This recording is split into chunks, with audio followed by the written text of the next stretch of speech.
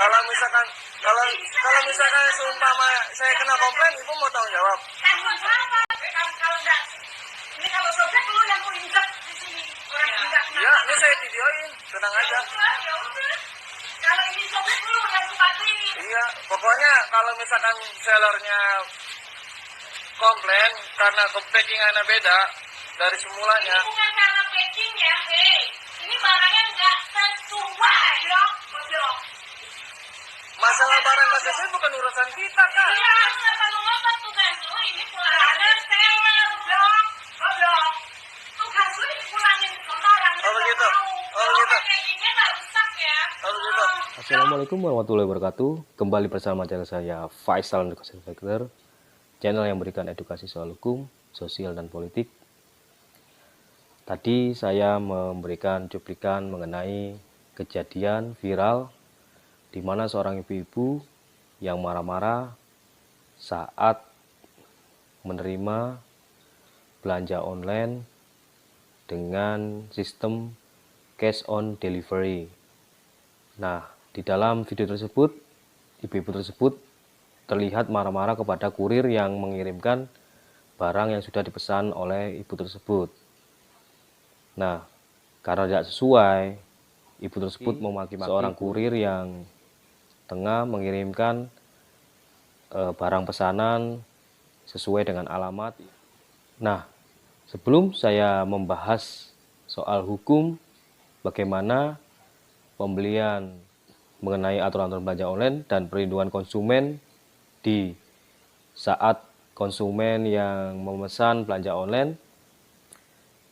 Seperti biasa, saya berharap klik tombol subscribe, like dan komen agar channel ini berkembang dan bermanfaat untuk mengenal edukasi soal hukum.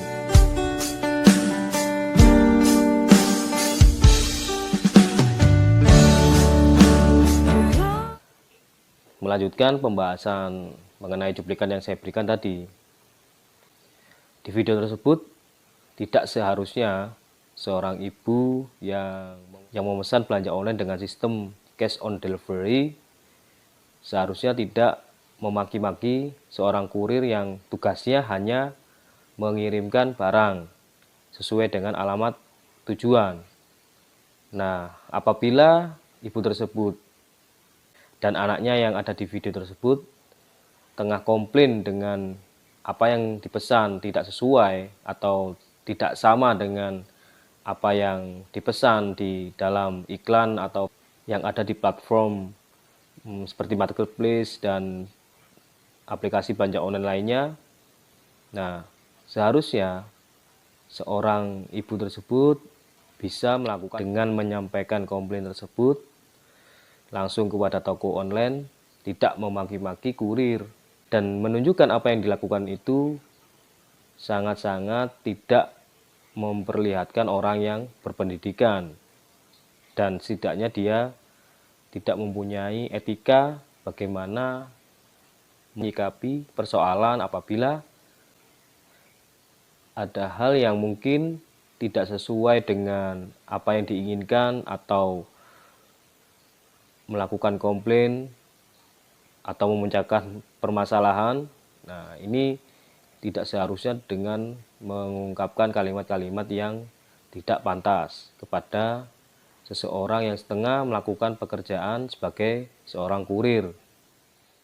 Padahal banyak kejadian-kejadian juga yang sama di kronologis mengenai kejadian di mana seseorang yang tidak terima dengan pemesanan online dan saat memesan tidak sesuai, dia melakukan hal-hal yang tidak seharusnya dilakukan, seperti di pemberitaan mengenai seorang pria yang memaki-maki, berkata kasar juga.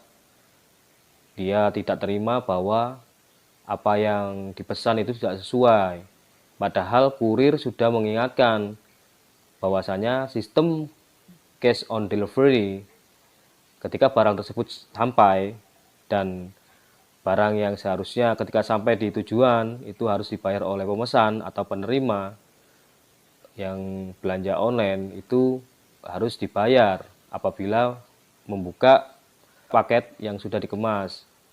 namun ketika diingatkan malah marah-marah. Dan ada juga kejadian di mana seorang pria yang juga tidak terima dengan pemesanan yang tidak sesuai, dia tiba-tiba ketika diingatkan oleh kurir marah-marah, dan bahkan dia membawa pistol yang berjenis airsoft gun dan tengah mengancam kurir tersebut. Nah, ini justru malah tidak dibenarkan dan sangat merugikan dirinya sendiri sebagai pemesan online atau konsumen. Nah, justru hal tersebut menjadikan pemesan online atau konsumen tersebut melakukan tindak kriminal. Nah, dan juga mungkin apa yang dilakukan ibu-ibu tersebut juga bisa apabila kurir tersebut tidak terima dan menuntut mengenai pasal penghinaan di pasal 310 Kitab Undang-Undang Hukum Pidana. Nah, saya di video ini tidak hanya membahas atau mengomentari soal apa yang tengah viral di mana ibu tersebut tengah marah-marah ketika berbelanja online. Saya akan memberikan edukasi mengenai Undang-Undang Perlindungan Konsumen yang ada di Undang-Undang Perlindungan Konsumen nomor 8 tahun 1999 dan juga ada di Undang-Undang Informasi Transaksi Elektronik mengenai pemesanan online. Nah, saya akan menguraikan sebagai berikut. Saya akan menjelaskan mengenai Undang-Undang Perlindungan Konsumen nomor 8 tahun 1999 dan Peraturan Pemerintah nomor 71 tahun 2019 tentang penyelenggaraan sistem dan transaksi elektronik yang disingkat dengan Peraturan Pemerintah PTSE sendiri merupakan turunan dari Undang-Undang ITE nomor 11 tahun 2008. Transaksi jual beli atau belanja online merupakan Undang-Undang Perlindungan Konsumen dengan pendekatan Undang-Undang Perlindungan Konsumen. Hak konsumen adalah 1. Hak atas kenyamanan, keamanan, dan keselamatan dalam mengkonsumsi barang dan atau jasa. 2. Hak untuk memilih barang dan atau jasa serta mendapatkan barang dan atau jasa tersebut sesuai dengan nilai tukar dan kondisi serta jaminan yang dijanjikan. Dan yang ketiga, hak atas informasi yang benar, jelas dan jujur mengenai kondisi dan jaminan barang dan atau jasa dari penjual online.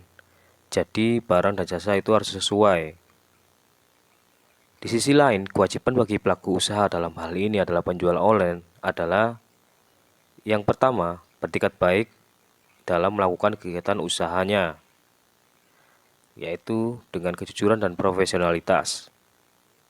Dan yang kedua, memberikan informasi yang benar, jelas dan jujur mengenai kondisi dan jaminan barang dan atau jasa, serta memberikan penjelasan penggunaan perbaikan dan pemeliharaan, dan memberi kompensasi, ganti rugi dan atau penggantian apabila barang dan atau jasa yang diterima atau dimanfaatkan tidak sesuai dengan perjanjian. Sedangkan tugas kurir adalah berikut rincian job desk-nya. Yang pertama, melakukan pengiriman barang ke alamat dan penerima yang tepat. Dan yang kedua, melakukan pendataan status pengiriman barang agar dapat dipantau. Dan yang ketiga, memastikan barang tetap dalam keadaan aman hingga sampai tujuan. Dan keempat, mentaati SOP perusahaan delivery yang berlaku, menjaga data pengirim dan penerima barang tetap aman pada label. Dan yang kelima, menerima pembayaran dan transaksi COD dan menyetorkan data dan laporan hasil pengiriman kepada perusahaan. Jadi, kurir COD tidak ada sangkut pautnya dengan kegiatan penjual dan pembeli mengenai isi produk barang, dan apabila ada komplain dari customer, pembeli hak online tersebut untuk disampaikan dan dilaporkan bahwasanya pembeli belanja online menyatakan komplain kepada penjual barang online atau tidak sesuai. Nah, setelah penjelasan mengenai uraian Undang-Undang Perlindungan Konsumen dan bagaimana menyikapi tata cara konsumen yang menyatakan kekecewaan atau hal-hal yang tidak sesuai dengan apa yang diinginkan dan merugikan konsumen tersebut, bisa dilakukan dengan cara komplain, tata cara yang baik, bijaksana, dan tidak melakukan hal-hal yang melanggar hukum.